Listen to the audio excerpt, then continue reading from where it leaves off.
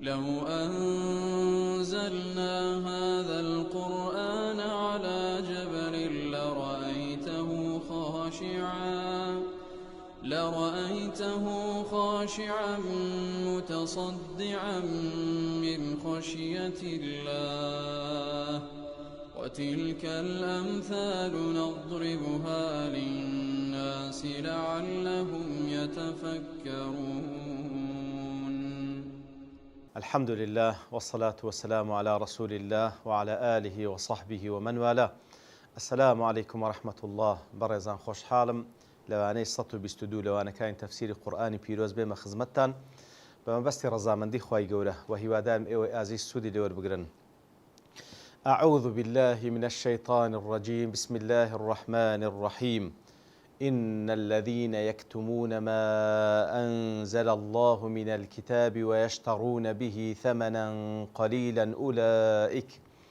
أولئك ما يأكلون في بطونهم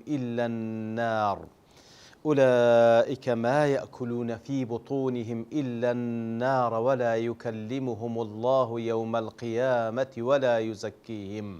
ولا يزكيهم ولهم عذاب أليم. بەڵێ خۆشەویستان، وەکو لەوانەیە ڕابردووش کەمێک لە خزمەت ئەواتەدا بووین. خوای گەورە لە چەند ئاەتێک پێشەوە ئاتە باسی لەوە کردکەوە کەسانێک ئەو حەقائقانەی کە لە قورئانی پیرۆز و یاخود لە کتێبەکانی خوای گەورە کە هاتیە دەیشارنەوە. لەوێ دەرفەرمی بەس دەیشارنەوە، لێرە دەفەرمی دەیشارنەوە و مقابلی بەوەی دەیفرۆشن بە ثەمەنێکی قەلیل لە دنیادا. لەوێن دەرێ بەس فەرمووی یەلعنهم الله ويلعنهم اللائین، بەڵام لێرە سزای زیاتر دەفەرمی. کاتێک کە دەفەرمووی یەشتەڕون به ثەمەنەن قەلیلا، ثەمەنەن قەلیلا هەموو دنیا ثەمەنی قەلیلە، واتە بە میقدارێکی کەم دەیفرۆشن. سبحان الله. یاخود ئالوگۆڕی پێ دەکەن. کاتێک کە دەفەرمووی یەشتەڕون کە خوای گەورە لەفظی ئیشترای بەکارهێنایە، کوو کەسێک کە کڕین و فرۆشتنە کە بە ڕەغبەتەوە دەیکا، بە قەزدەوە دەیکا، بە ئیختیاری خۆی دەیکا، کەواتە ئەوانش کە ئەو کارە ناڕەوایە دەکەن، ئەو حەقایقانەی کە دەیشارنەوە مقابل بەوە شتێکی کەم لە دنیا بەدەست دەینن. زانان دەفەن وەیشتەڕون به ثەمەنەن قەلیل، دەفەن هەموو دنیاش بی هەر کەمە بەرامبەر بەوەی کەوە یەک حەق لە حەقایقەکانی کتابی خوای گەورە بشاریەوە ئەگەر هەموو دنیاشت پێ بدەن هەر کەمە. لەبەرەوەی دنیا ئەسڵەن کەمە، دنیا بەخۆی کەمە، دنیا هەمووی کەمە. وەک خوای گەورە لە چەندین ئاەت خوای گەورە وەسفی کردیە، وەمە الحەیاة الدنیا إلا مەتاع الغرور. کەواتە دنیا بەخۆی مەتاع و ثەمەنێکی قەلیلە. ئەگەر هەموو دنیا مقابل بۆی کەوە یەک حەقیقەت بگۆڕیەوە، یەک حەقت لە حەقایقەکانی قورئان کەتم بکەی بیشاریەوە مقابل هەموو دنیات بدەنێ، وەڵڵاهی زەرەرتە.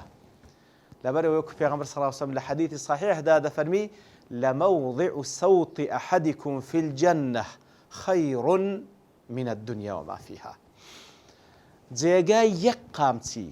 سبحان الله، قامچێک چەندە؟ ئەو پەڕی بە مەترێک بی. جێگای یەک قامچی لە بەهەشت چاکترە لە دنیا و لەوەی لە دنیادا هەیە. کەواتە ئەگەر مقابل بەوەی کەوا حەقێک لە حەقەکانی کتابی خوای گەورە بشاریەوە لە بۆ ئەوەی کەوا کەسانێک دڵیان نەڕەنجێ، لە بۆی کەوا شتێکت پێ ببەخشن، ئەگەر هەموو دنیاشت پێ ببەخشن، وەڵڵاهی زەرەرتە، وەڵڵاهی زەرەرتە، لەبەرەوەی قیامەت لە دەست دەی. خوا پەنامان بدە. بەڵێ ئەوجا دەفەرمی ئەوانە کە کەتمیان کردیە و هەروەها مقابل بەوەش بەشێکی کەمیان لە دنیادا داوا کردیە مقابل بۆی ئەو کتمانی کە کردیتیان، دەفەرمی جەزایان ئەوەیە. أولئك ما يأكلون في بطونهم إلا النار. یەکەم شت دەفەرمی ئەوانە هیچ شتێک ناخۆن لە دنیا ئیلا ئاگر نەبی. سبحان الله. ما يأكلون في بطونهم إلا النار. طبعا ئەو وەکو گوتمان کە ئەو کتمانی کردێ مقابل بە بەشێک لە دنیا، ئەوجا جاه و مەکانەتە، ئەوجا مقدارێک پارەیە، ئەوجا نزیکبوونی تی لە زاڵمێک، هەر شتێک بی دەفەرمی مقابل بۆی کەوا دنیایە، ئەوە مقابل بۆی ئاگرە لە ناو زجی. وەکو خوای گەورە لە سوورەتی النساء کاتێکەوە باز لە خواردنی ماڵی یەتیم دەکا، دەفەرمی إن الذين يأكلون أموال اليتامى إنما يأكلون في بطونهم نارا وسيصلون سعيرا. ئەوەی ماڵی یەتیم دەخوا باباش بزانیم ئەوە ئاگرە دەخوا لە ناو زجی. كواتە ئەوانەش ئولایکە ما ئەکلون فی بوتونهم إلى النار ئەو مقداری کەوەری دەگرن مقابل بۆی کەوە ئاەتی خوای گەورە کەتم دەکەن ئەو با باش بزانن ئەوەی کە دەیخۆن ئاگرە واتە نەتیجەکەی لەناو ئاگرە وەکو زانان الجەزاء من جنس العمل جەزایان لە جنسی عملەکەی خۆیانە کو ئەوان دەیانوێت دنیا بخۆن بۆی کەوا مقابل بۆی کەوا ئاەتی خوای گەورە کەتم دەکەن خوای گەورە ئاگریان دەرخواردەدا ئاگریان دەرخواردە خوا پەناماندا ولا يكلمهم الله خوای گەورە قسەیان لەگەڵ نافەرمی لە ڕۆژی قیامەت ولا يكلمهم الله خوای گەورە قسەیان لەگەڵ نافەرمی کەواتە لە جێگای دیکە بەڵێ خوای گەورە دەفەرمیتن بە کەسانێک کەوە ئەهلی جەهەنەمن قسەیان پێ دەفەرمین بەڵام چ قسەیە قسەی غەزەبیان لەگەڵ دەفەرمی لە بۆ نمونە وەکو لە سوڕەتی المؤمنوندا دەفەرمی پێیان دەفەرمی اخسأوا فيها ولا تكلمون کاتێک ئەوان داوا دەکەن ئەخریجنا منها فإن عدنا فإنا کەواتە دەڵێن یا ڕەبی خوایە بەس ئەو جار لە ئاگر دەرمان بینە بەس ئەو جارە لە ئاگر دەرمان بینە ئەو جارە ناگەڕێن و سەر ئەو کوفری تاوەکو تووشی ئەو جەهەنەممان بکە خوای گەورە دەفەرمێ اخسأوا فيها ولا تكلمون کەواتە بمینێنەوە بە زەلیلی قسەش مەکەن حەقی قسەشتان نییە کەواتە خوای گەورە قسەی غەزەبیان لەگەڵ دەفەرمی بەڵام کە لێرەدا دەفەرمی ولا يكلمهم الله خواتە خوای گەورە قسەشیان لەگەڵ نافەرمی کە قسەی ڕەزامەندی بی قسەیەک بی کەوا ئەوان پێی مرتاح بن نا بەڵام ئەهلی ئیمان عەکسی ئەوەن ئەوانەی کەوا ئەهلی ڕەزامەندی خوای گەورەن ئەوانەی ئەهلی بەهەشتن خوای گەورە سبحانه وتعالى لە هەموو خۆشیەکانی باشت ئەوەترا کە قسەی خۆشیان لەگەڵ دەکات سبحانه وتعالى کە دەفەرمی لێتان ڕازی بووم ئیتر خوای گەورە سبحانه وتعالى قسەی خۆش لەگەڵ ئیمانداران دەکات بەڵام ئەو کەسانە یەک لە سزا هەرەتون دەکانیان وەکو زانان دەفەرمون لەوەی ناخۆشتر کەوای ئەکلون فی بوتونهم النار ئاگر لە ناو جژی خۆیان دەخۆن و لەقەدەر ئەوەی لە دنیایان خواردێ بە حەرام ئاگری پێ دەخۆنەوە خوای گەورە ئاگریان دەرخواردە لە ڕۆژ قیامەت لەوەش ناخۆشتر خوای قسەی خۆشیان لەگەڵ ناکە وەکو خوای گەورە لە سوورەتی المطەفین دەفەرمێ إنهم يومئذ عن ربهم لمحجوبون یەک لە سزا هەرەتون دەکان کەوا کەسانێکی ئەهلی جەهەنەم بەسەریان دادێ ئەوەی کەوا حیجاب لە بینی ئەوان و لە بینی خوای گەورە دروست دەبێ واتە شاد نابنەوە بە دیداری خوای گەورە لێ زانان لێوێندەش دەفەرمون ئەو پەردەی کە لە نێوان ئەوان و لە نێوان خوای گەورە دروست دەبی زەحمەتترە لە سەریان لەو ئاگرەی کەوا دەیچێژن خوا پەنامان بدە مەحروم دەبن لە دیداری ڕەب العالەمین لێرەش خوای گەورە دەفەن مەحرومن ئەوانە لە قسەیەکی خۆشی ڕەب العالەمین لە قسەیەک کەوا مانای ڕەزامەندی بگەینیتن لە بۆیان ئەبەدەن تەنها ئەو قسانەیان پێ دەفەرمی کەوا مانای غەزەب و عەزابە لە بۆیان بەڵێ ئەوجا دەفەرمی ولا يكلمهم الله يوم القيامة ولا يزكيهم تەسکیەشیان ناکە تەسکیەیان ناکە هەندێک دەزانن دەفەرمون لێرەدا تەسکیە دەفەرمون بە مانای مەدح و ثەنا دێ دەفەرمێن لە مقابلدا خوای گەورە مەدح و ثەنای ئەهلی ئیمان دەکا مەدح و ثەنای ئەهلی بەهەشت دەکا مەدح و ثەنایان دەکاتن هەم بە قەولی هەم بە عەمەلی هەم بە قەولی خوای گەورە سبحانه وتعالى وەکو لەو حەدیثە صەحیحەیدا کەوا پێغەمبەر صلی الله عەلەیهی وسەلەم دەفەرمی خوای گەورە ڕۆژی قیامەت ئیماندار لە خۆی نزیک دەکاتەوە ئەوجا کە ئیقراری پێ دەکا بە گوناهەکانی ئەوجا دەفەرمی قەد سەتەرتها عەلەیکە فی الدنیا وەئەغفیرها لەکە اليوم لە دنیا سترم کردی ئەو ڕۆژ لێت خۆش ئەو ثەنا و مەدحە لەبەرەوەی خوای گەورە لە پێش چاوی خەڵکی فەزحی ناکە سبحان الله و هەروەها ثەنا و مەدحی دەکا بە عەمەلی بەو ڕێزەی کە لێی دەنێ ئەوە تەسکیەی خوای گەورەیە سبحانه وتعالى هەندێک لە زانایان تریش دەفەرمون ولا يزكيهم تەسکیەیان ناکە بەوەی کە خاوێنیان ناکاتەوە لە گوناهەکان لەبەرەوەی تەسکیە بە مانای خاوێنکردنەوە کەسی ئیماندار خوای گەورە لە دنیا و لە قیامەت تەسکیەی دەکا و خاوێنی دەکاتەوە کاتێکەوە هەر گوناهی بکات تەوبە و ئیستیغفار دەکا هەم لە دنیا و هەم لە قیامەت خوای گەورە تەسکیەی دەکا پاچی دەکاتەوە کەواتە بەو مانایەش دێ لەبەرەوەی ئەهلی بەهەشت ئەو کەسێکەوە دەستە بەهەشت کاتێک دەستە بەهەشت پێی دەفەرمێت طیبتم خاوێن بوونەوە ئەوجا فەدخولوها خالدین بەڵام ئەوانەش خاوێن ناکرێن لەلایەن خوای گەورە سبحانه وتعالى و هەروە هەندێک لە زانایان بەو شێوەیەش لێکیان دایتەوە ولا يزكيهم واتخواي گەورە ئەو کەسانە موفق ناکا لە بۆ ئەنجامدانی ئەو کردەوە چاکانی کە دەبیتە مای تەسکیەی وان طبعا تەسکیە بە چ دەبی تەسکیە بەوەی دەبی کە کار بەو فەرمانانە بکەی کە لە قورئانی پیرۆز و لە سونەی سەحیحەدا هاتیە کارکردن و عەمەلی ساڵح بەو کردەوانی کە خوا دەیەوێ بە ئیخلاص و بە سەواب دەبێتە مای تەسکیە دەتەوێت خوای گەورە تەسکیە بکات تەسکیە لە دەست خوایە سوبحانه وتعالى تەسکیە لە دەست خوایە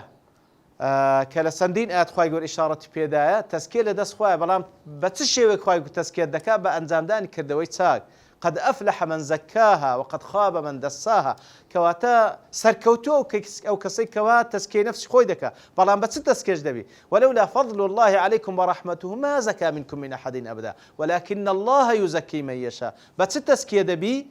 بكردوي تاك بكردوي تاك بپەیڕەو کردنی فەرمانەکانی خوا و پێغەمبەری خوا صلى الله عليه وسلم كواتا ولا يزكيم بۆ مانایش لێک درایتەوە واتە خوای گەورە لە دوای ئەوەی ئەوان ئەو تاوانان ئەنجامدایە خوای گەورە موفقیانی نەکردن بۆی عەمەلی صالح بکەن تاوەکو لە نەتیجەدا تەسکیە بن و هەروە پاک ببنەوە لە ڕۆژی قیامەتیش لەوەی بستنە بەهەشت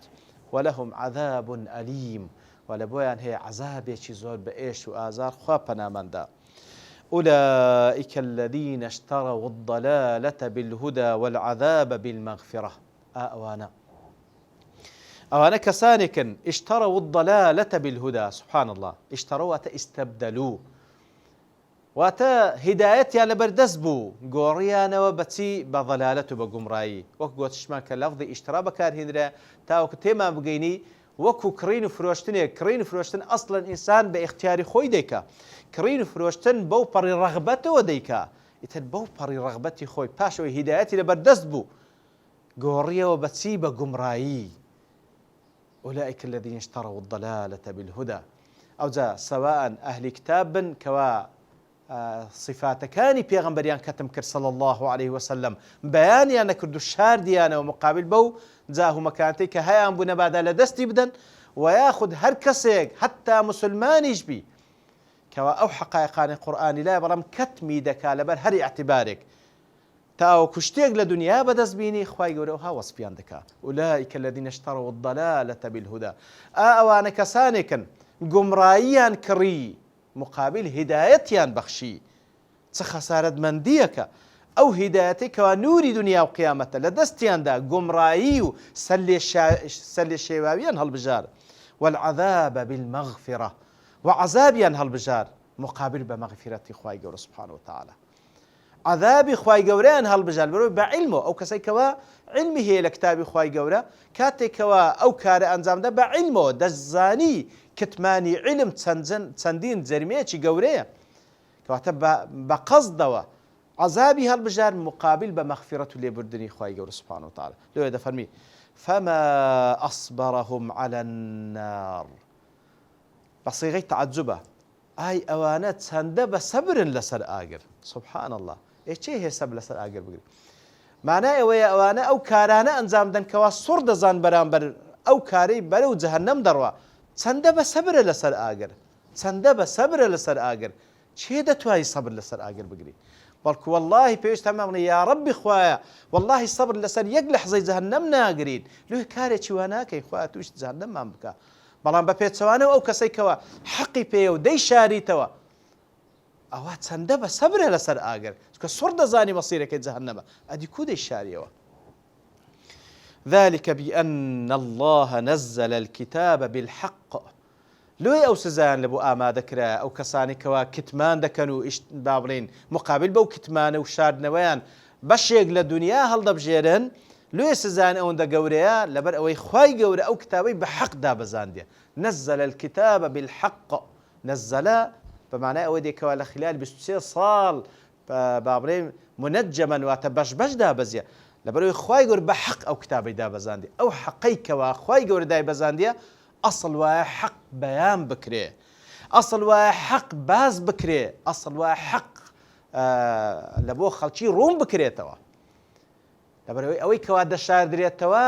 شتی باتیل و شتی ناڕێک حەقی شاردنەوەی هەیە شتی ناڕێک حەقی شاردنەوەی هەیە شتی حەق پێویستە بەیان بکرێ ئیتر جەریمەی وان لۆی هەندە گەورەیە لۆی مستحەقی ئەو هەموو سزایان لەبەر ئەوەی ئەو کتابەی کە ئەوان دەیشارنەوە ئەو حەقاقی ئەوان دەشێن هەمووی لە لای خوایە کاتی سوبحانه وتعالە کە بە حەق دایبەزاندێ ئەو حەقە يجب أن يظهر وأن يبين پێویستە بە دیار بێخسترێ پێویستە بەیان بکرێت بۆ خەڵکی لێ تاوانیوان ئەوەندە گەورەیە ذلك بأن الله نزل الكتاب بالحق كوات أو كتابة بحق دابزية لسر أو كسيك ورسول الله صلى الله عليه وسلم كخواي يقول هالي بجارية بحق هالي بجارية شاني أو رسالة أو بيامية وهروها أو شتاني كواتيدا همي بحق دابزية هيج باطلية تيدا لا أتي الباطل من بين يديه ولا من خلفه بهيج شيء باطلي تنا حقيقة دانية لكاتي خوي دابزية همو أو حقاني تدا كوا بشرية أو دالين لدنيا ولا قيامة إهنديني شاب بشارته أو يبيشاته أو سزاكيتي وإن الذين اختلفوا في الكتاب وأوانيك واختلاف هي درباري كتابه أوزا أوانيك بين إيمان دارو كافر خلاف هي أوان إيمان بيه أوان كفري بيه كان وإن الذين اختلفوا في الكتاب لفي شقاق بعيد لفي شقاق وتا هل يقلوانا أوانك إيمان بينا مقابل وانك كفر بيه كردي لفي شقاق بعيد براستي خلافه چی زۆر گەورە لە بینام هەیە هەر یەکە و لە شقێک و لە جانیبێکن کەوا غەیری جانیبی ئەوی دیکە لە فی شقاق بعید زۆر دوور کەواتە ئەوانەی بە تایبەتی کوفر بەو قورئانەی دەکەن کەوا هەمووی حەقە ئەوە بەڕاستی لە جانیبێکی زۆر دوورن لەو قورئانەی زۆر دوورن لە سەنگەرێکن زۆر دوور لەو قورئانە وياخذ وإن الذين اختلفوا في الكتاب وهاي بعض دەکەن زانایان دەفەرمون واتە يؤمنون ببعضه ويكفرون ببعضه إيماني بهندك دينن كفر بهنديشي دينن كفر بهنديشي دكن ياخذ هنديشي بيان دكن هنديشي كتم دكن لفي شقاق بعيد وانا براستي لا خلافكن لا سنجريك زور دور لحق زور دور لحق بلكو أصل وكوا أو كتابي كوا نزله بالحق هموي بيان بكر هموي من إيمان بيهبي لبو هموي ملكت بين وهروها آمادش بين هموي بيان بكين أو جا نزيق بينوا لخزمة قرآن بيروز تاوكو خواي قور سبحانه وتعالى بوشيوي بختور ما مكا لدنيا ولقيامة بسر بلندي وسر برزي بمانجيني وهروها بمانجيني برزامن دي خوي وصلى الله وسلم على نبينا محمد وعلى آله وصحبه أجمعين وآخر دعوانا الحمد لله رب العالمين لو أنزلنا هذا القرآن على جبل لرأيته خاشعا متصدعا من خشية الله وتلك الأمثال نضربها للناس لعلهم يتفكرون